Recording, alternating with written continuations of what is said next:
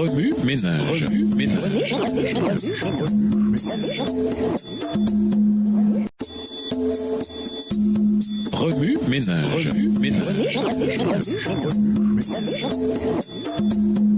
Bienvenue dans votre émission Remue ménage. Voilà la leçon de mardi, original ou contrefaçon.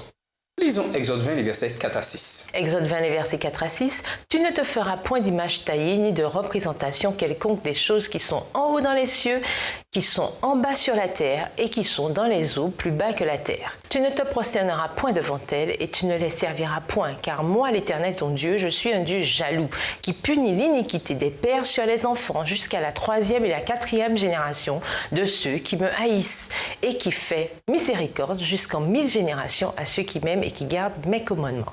Les marchands qui se spécialisent dans les antiquités ont l'habitude de rechercher la signature de l'artisan, qui leur permet de distinguer un objet authentique d'une reproduction. Parfois, l'importante marque doit être examinée de très près pour établir l'authenticité de l'objet, pour écarter les faux qui essaient de reproduire le signe du Créateur, prétendant ainsi à un honneur non mérité.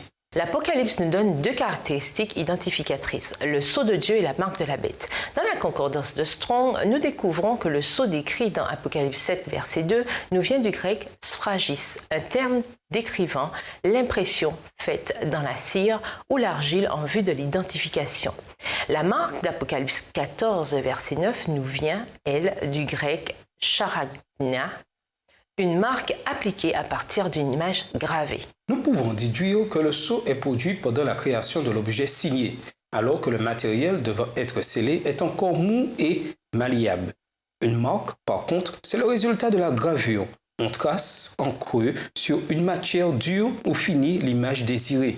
On trouve une autre référence à l'art du graveur dans Exode, où Dieu nous commande de ne pas nous faire d'images taillées dans l'intention de les adorer. La marque de la bête et le sceau de Dieu fournissent des prétentions à l'adoration totalement opposées. Le sceau de Dieu procède du jour que Dieu a mis à part pour l'adoration et le repos. Établi alors que la semaine était encore une œuvre en cours, le sabbat porte l'empreinte du Créateur. Beaucoup plus tard, Satan grava un autre jour de la semaine en façonnant une autre image de l'adoration qu'il substitua au sceau du sabbat original.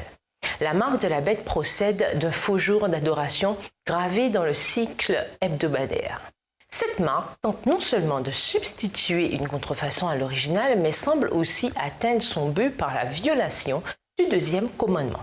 Au ménage, outre le sabbat, de quelles autres façons Satan dégrade-t-il l'œuvre ou le caractère de Dieu pour créer une autre image de l'adoration? Comment reconnaître le vrai sceau de Dieu et ne pas se faire avoir par la fausse marque?